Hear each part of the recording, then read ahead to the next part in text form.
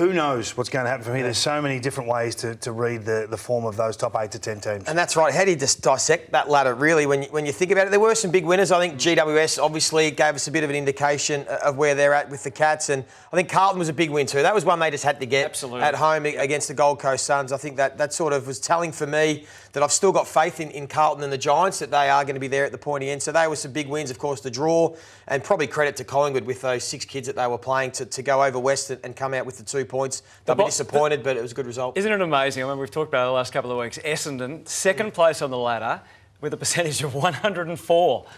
Yeah, and there are still a lot of people just waiting to see what comes, because they've got some tougher games to come after this, starting with the Gold Coast at home, which is shaping. Yeah, that is. That gives us a bit of an indication again where teams are at. So we've got 10 teams that are above the ledger at the moment. If we go down to the second page, and so Fremantle and Gold Coast, as we said, you wouldn't certainly write the Bulldogs. Adelaide's good footy. I know it was only a soft kill at home, you would say, but their good footy is not only great to watch, but I still think it's challenging almost every team in the competition. And I'm looking for... They've got 2 games, I think, against Hawthorn, which won't be easy at the moment, and Richmond coming up. And then Sydney in Adelaide before the bye. We all know what happened at the end of last year. And they play the Swans again in the last round of the year in Sydney. So if Adelaide are to be the team to make the run, and it's a big, long journey to get there, they might have to win at least 1 or 2 of those games against the Swans, I reckon. They're not going to be easy. No, I don't think you can go below 11. Can't? No, I don't think so. It's a long road back. We always say this can happen, that can happen, this can happen, and we just get more of the same, really. I know that the Giants come from 15th at round 10 last year, and you can get on a serious run, but and Carlton as well. I just can't see it from those teams right now. I just can't see it. Well, we say it can happen, but the odds are definitely stacked against them. I mean, Adelaide and Brisbane are 3 games out of 8th spot at the moment. I mean, that's significant. I mean, at least the Western Bulldogs, it's 2 games, and that percentage is good enough. But yeah, they're going to have to really get hot, and it's just too even of a competition, I think, for a team to get on, a 6 or 7 game winning streak like we saw from the Blues and the Giants last year. All right, Joey, that leads us into our and your first crack tonight. Yeah, well, I think we've got to look at acknowledging what we are witnessing in regards to the Sydney Swans and what they are doing at the moment. They are on track to have one of the great seasons in home and away history, since we've been recording, since 2000, this century. Because when you take a look at what they are doing, and I'm not saying this flippantly because the numbers back this up, but just some of the numbers to go. This is only the 3rd time in the 18-team era that a team has been 2 games clear on top at round 11. No team this century has been 30% above the next best team in the competition. We just saw the ladder there. I think we're maybe overlooking how dominant the Sydney Swans are going at the moment. They are 5-0 against the top 8, which you showed us, Kingy, with a percentage of 156 against the other challengers.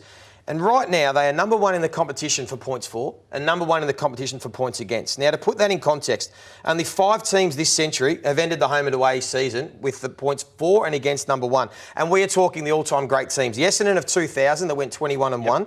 The Geelong dynasty teams of 2007, 2008. Collingwood in 2011 when they went 20-2. And the Hawks at the end of their 3-peat. But none of them, on top of that, had the number 1 profile for points off turnover differential, points off clearance differential and pressure differential. They are in number 1 in all those facets of Sydney Swans. It is almost a complete profile. So it's still an if, but if they continue on this path, and there's nothing that we've seen yet to suggest why it would drop off. They've got Callum Mills to come back. They've got Tom McCartan to come back. It will go down as one of the great home and away seasons. And I just think we're in the middle of it, potentially right now. And instead of waiting till the end of the year, I think we should just sit and take a look and acknowledge it. But then on top of that, there's more because there's more. There is more history being made. There is more history being made because we have never ever seen a trio of midfielders have as much influence on a team as we're seeing right now from Warner, Goulden and Heaney.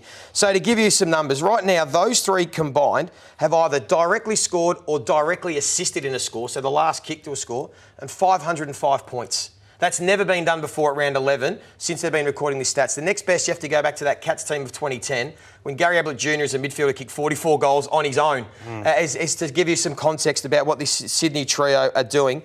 And they have contributed and been involved in the scoring chain. One of those players have been involved in 2 out of every 3 scores for the whole season. 67% of Sydney scores have involved either one of Goulden, Heaney and Warner. So they are going at phenomenal levels. So I just think we need to sit back for a moment. At the halfway mark, Sydney have got the bye coming up, and just acknowledge what we are seeing. And if this continues, we will look back at the end of the year and go, they were one of the great home and away teams that we've seen.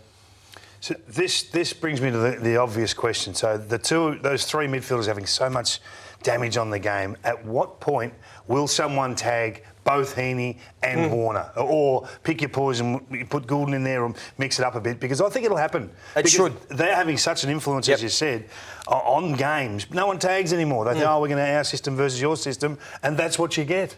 And this is the only problem, the only caveat sitting on top for so long, is teams are going to go to school on Sydney. And someone's going to have to come up with a plan. And I agree with you. Why not try and take out two of the three and limit 2/3 of the scoring chains that the Sydney Swans are producing? Because it's not just offensively as well. I mean, when you're still looking at people think, oh, their offense is covering for them. They're number 2 in the competition for points against from possession gains, and number 2 in the competition points against from clearances as well. So they are defending, they're scoring, they are pressuring, they are doing everything. It is absolutely, they are airborne at the moment.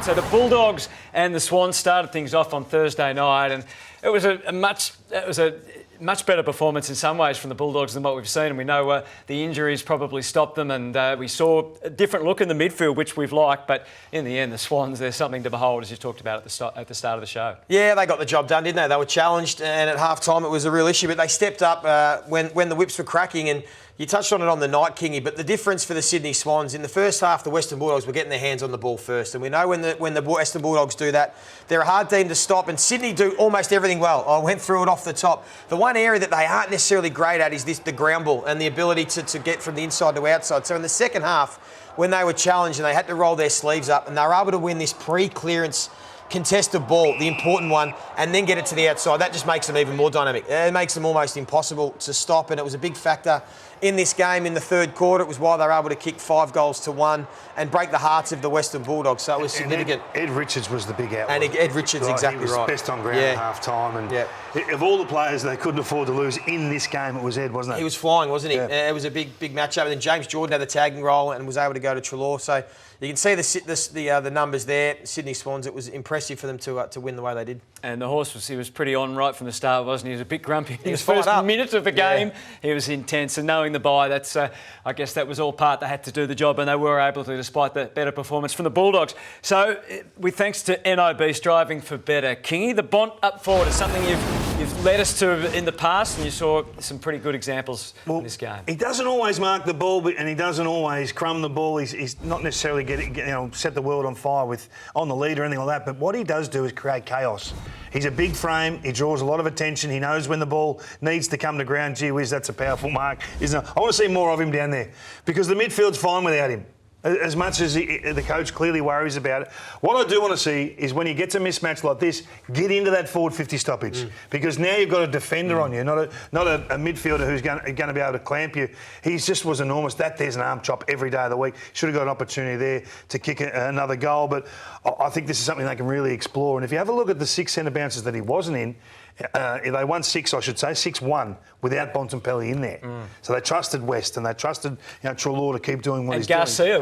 Garcia was a surprise packet, getting better every week. So maybe more Bont forward. With Norton having an injury now and being out for probably 4 to 6 weeks, I'd love to see Bontempelli spend 50-50 midfield on ball.